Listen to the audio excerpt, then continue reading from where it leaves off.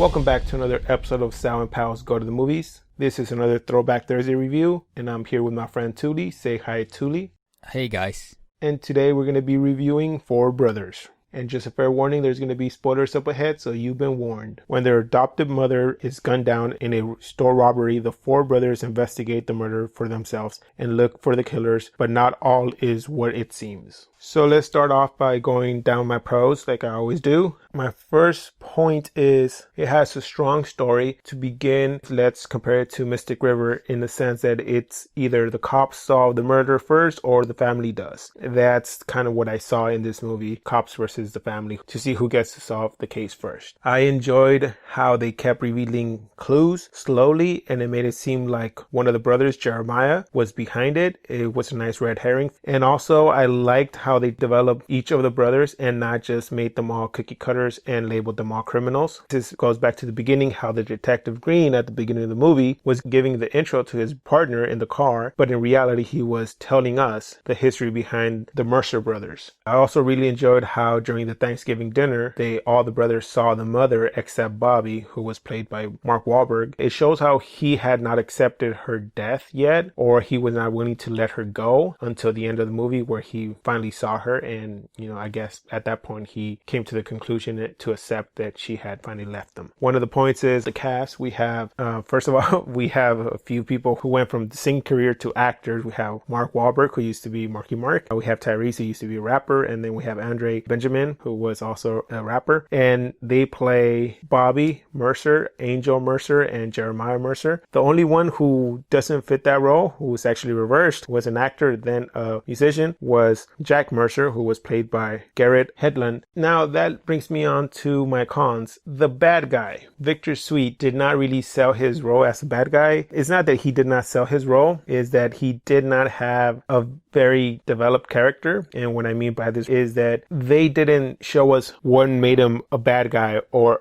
a criminal. The only thing that we heard was that, oh, he's the relative of that guy and now he runs the business because the relative died. And that's all we heard. We didn't hear how he got power, how he became powerful, or how he even killed his relative to gain that power. In that sense, it was like that guy, oh yeah, he's the boss now, but how did he get there? And they basically skipped over that chapter. So for me, it's like a missing chapter of that guy's career. Now, another con in my thing is that the movie is way too long. For a movie that is close to 2 hours, I expected more childhood flashbacks from the brothers or scenes that got us to see when they were getting into trouble when they were young. Also, Bobby was always running and flashing his gun, which kind of got me annoyed sometimes because every time he flashed his gun, it would lead to a chase and then a fight. And that to me seemed like it was unnecessary. They could have probably walked up to the people and grabbed them and then interrogated them instead of, hey, are you so-and-so, by flashing his gun? And that basically scared the people off. I think even one of the brothers said, hey, why are you always flashing your gun? Especially when he ran into the gym and pulled out the gun. Something like that, I would expect the cops to be called and the brothers to be arrested. For me, it was like something really stupid for him to be doing when the detectives had clearly said, don't try to investigate on your own. Let us handle this. That's enough cause for the cops to basically arrest him and say, you're probing or you're getting involved. We're going to arrest you for interfering with the case. Which brings me to the ending. We saw that Bobby, at the end, he was fixing up the house and he walks into the house, which leaves me with questions. What happened to the corrupt cops? Because we only saw one of the corrupt cops. Were there more? We don't know. Did the crime ring end? We don't know if all the henchmen left or one of them took over or somebody picked up the role to become Victor Sweet's next protege. Or what happened to the brothers? Did they stay and want to deliver justice by their own hand and become almost similar to the Punisher by staying in the neighborhood and fixing what was wrong with their neighborhood? I would have ended this movie by the same way how it almost ended, by Bobby seeing his mother and her saying, are you done? Now come inside and rest. You've done enough. And for him to basically just acknowledge that he has accepted that she has passed away and reply to her, yes ma'am, and walk inside. And for her basically just to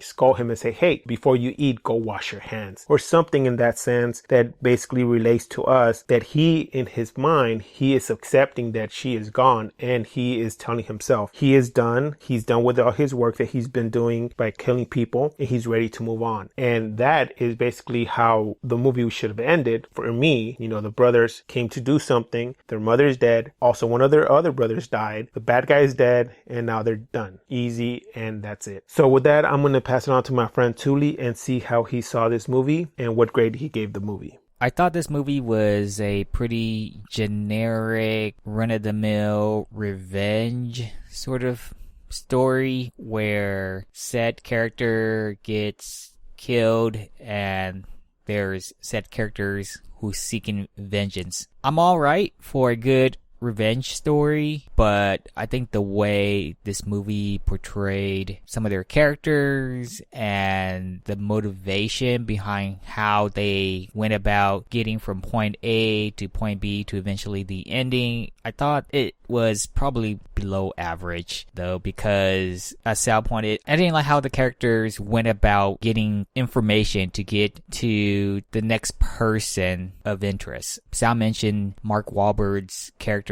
having this tendency to just wave his gun, get people's attention so that they could start interrogating them. I would have appreciated maybe like a scene or two where it was a little more methodical about how the brothers went about getting information as to who did this to their mother. And also, I wanted to see them kind of struggle along the way too, because the movie made it appear that they were always advancing, like they were getting closer and closer. But to me, it never felt like they got to a point where that it led to like a dead end, and they didn't know what to do. And maybe at this point, one of the brothers or something could have then turned to the cops or informed the brothers that, you know what, maybe we should leave this to the cops because we gone this far, and maybe it's for the best to just leave this in the hands of the law enforcement, because reflecting on how they got to there, they've already killed so many or killed X, Y, and Z characters, and they've gone away with murder. And that in of itself kind of bothered me, because when the lieutenant and the other guy who turned out to be one of the person involved in the killing of the mother, when they showed up at the house right after Mark Wahlberg's and Tyrese Gibson's character killed off those two guys after the car chase, I thought to myself, how are they gonna talk themselves out of this one? And it pretty much got swept under the rug. And I was thinking to myself, there's no way the lieutenant can let this slide. Obviously, they don't have the proof at the moment to know that they ended up killing these people for their sense of justice. But in the grand scheme of things, it's still wrong. And then to follow that with that gunfight around the end of the second act or the beginning of the third act, and then for the lieutenant to just say, oh, call it self-defense and you guys will be all right. It seems like there's no severe consequence for what these guys are doing, despite them doing it to seek vengeance for their lost mother. I felt that at the very least, as cliche as it may be, that one of the brothers should have died while this whole thing was happening. And I thought it was going to happen to Jack during that gunfight, but he ended up surviving that, which was absurd because not only was he already shot and not able to move while he was just lying there on the ground, like the people who were coming after them didn't even finish the job. Their attention just went to everybody else who was inside the house. And I was thinking to myself, dude, if I was one of these gunmen, I mean, really? That dude is lying right there. In a way, like that gunfight in of itself really, really bothered me because of how it was executed, just because they wanted Jack to survive so that they can approach him after the gunfight and have that sort of dramatic and emotional scene, which to me at that point was kind of already late, because then the lieutenant tells them, you know what, I sort of don't like what you fellas are doing here, and eventually it's going to catch up to you guys. And the irony of that is that it actually came back and bit the lieutenant. And to me, that doesn't sit well, because A, I wasn't really invested in the lieutenant. Like, the movie doesn't do a good job between this good cop trying to do his job to solve the mystery, kind of like in Mystic River, as Sal pointed out, because it was a movie that we recently reviewed, where I feel like at least the detectives in that film got more attention to get me as an audience to feel that, oh, they're trying to make an effort to seek justice for these guys who have experienced a traumatic loss. By the time the movie shifted to the lieutenant, I wasn't really interested in him. And at that point, that was when he got gunned down by his partner. The whole twist behind that just fell flat because I wasn't invested in the lieutenant. I wasn't invested in the partner, despite him being involved in this scheme with Victor, the drug lord, or however they put it, who, as Sal put it too, I wasn't very invested in because he wasn't portrayed, Victor that is, as the sort of villain that the movie wanted me to see him as, like this guy who was threatening and was cold. Just a lot of things didn't work for me in terms of the villain themselves. Like, I didn't feel like they had the sort of antagonistic presence that they could have had if they were properly handled. I would say the only character that I sort of was interested in, or maybe felt sympathy for, was Jeremiah, because it was in that one scene where he was being ridiculed by his brothers. They thought he was the reason their mother got killed, and he retaliates by saying, you know what, I'm the one who's been taking care of mom. I'm the one who has been paying for her. To me, I can resonate with. I was like, okay, the movie tried to make it seem like he was in the wrong, but he was trying to make a better life for himself by taking this business risk, but at the same time, still taking care of his mom while his other brothers were not even there. And,